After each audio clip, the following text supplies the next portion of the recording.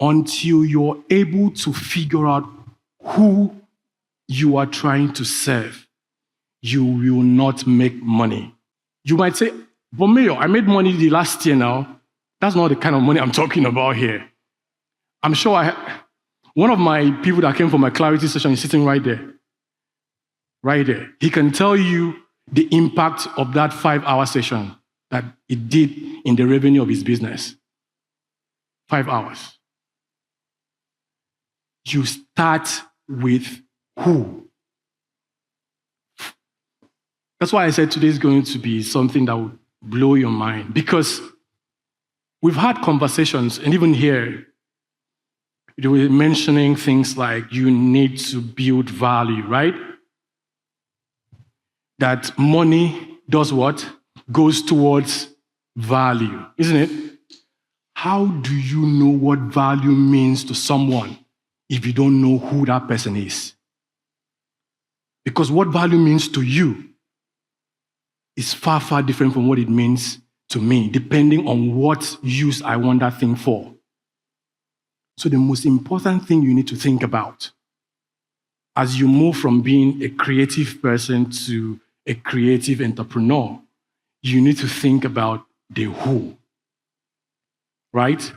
And that brings me to the idea of there's a difference between being a freelancer and being an entrepreneur.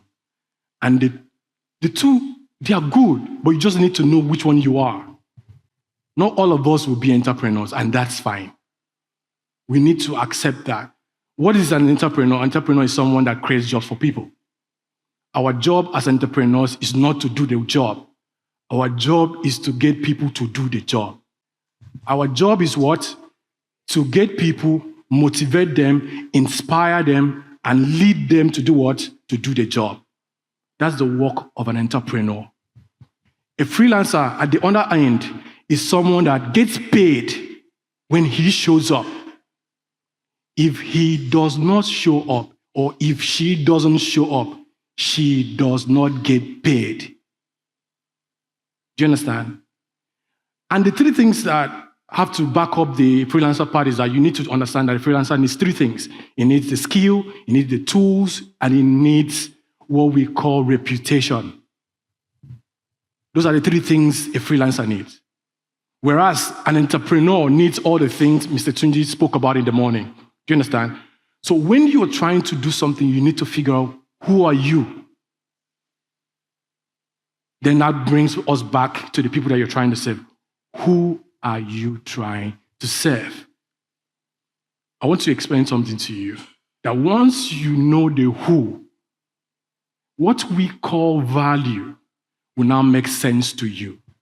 Until you know the who, the next question you need to ask yourself, what is value to those people? Hello? After the who you're trying to serve, what's the next thing?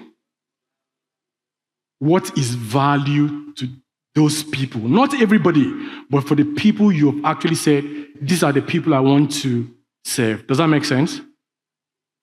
I will give you an example. Value to someone that doesn't have a lot of money, but wants photographs, is cheap and affordable. They don't have time for all those you have to talk to my secretary, you need to go through a certain process, you need to do this, you need to do that, the number I'm going to use Retouch Academy.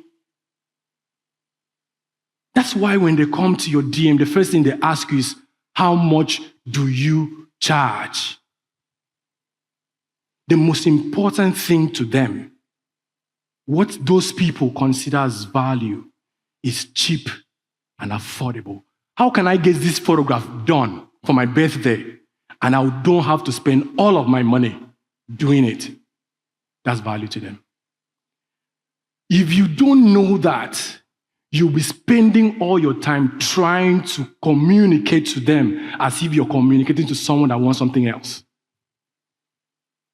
That's why when you go back and tell them, we do this, we do that, we do this, they still go back and say, you're not listening to me. I'm asking you, how much do you charge? Don't you have clients like that? Or people that send you inquiries like that? They are just bent on the price. And I always tell people, if I played in that field, I will win every single day of the week. Because I understand what value means to the person, right? And once you come to my DM and ask me, how much do you charge? Let's say I was charging 50K, right? Normally. So once you come to my DM and ask me, how much do you charge? I say, normally we charge 70,000. But right now we are running a promo. Between today and Friday, if you book, it's 50K. And you would save 20,000 naira. I will not tell them this is the discount that you're getting. They don't understand 10% discount, 20. All they want is how much am I going to save? So until you know who they are, you will not be able to communicate what they consider as value. There's another person. Value to that person is, I want my friends to know that I have arrived. And some of those people are here. In fact, most of us here are in that group. Once you make money, you throw away your Windows systems and buy what? A Mac. Do you have a Mac here? How many photographers use MacBook here? Why do you throw away your Windows?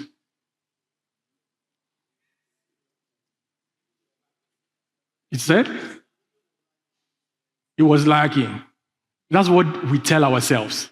But the truth is, you look at conversations we have every other day. Nobody says, oh, once I get home, I'll get on my laptop and I'll send you the thing.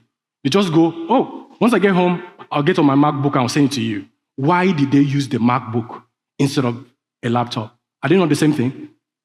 But because once you mention the laptop, it degrades you.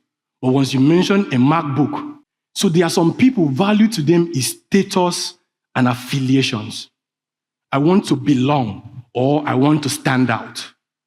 If you don't know that about them, you will not make money. Are we together? Another person, when I used to do headshot photography, I've given the story before.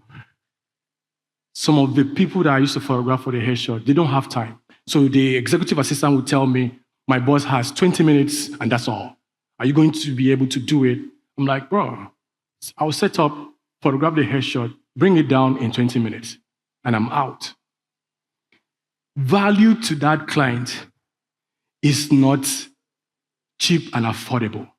Value to that client is not even affiliations and status. Value is time. Will this guy save my time? So until you're able to know, once you know the who, ask yourself, what is value to those people? Does that make sense? Hello?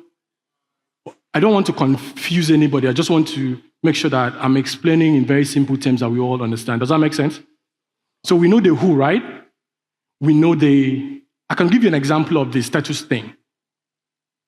People cancel their wedding dates waiting for a photographer to be available. Haven't you heard it?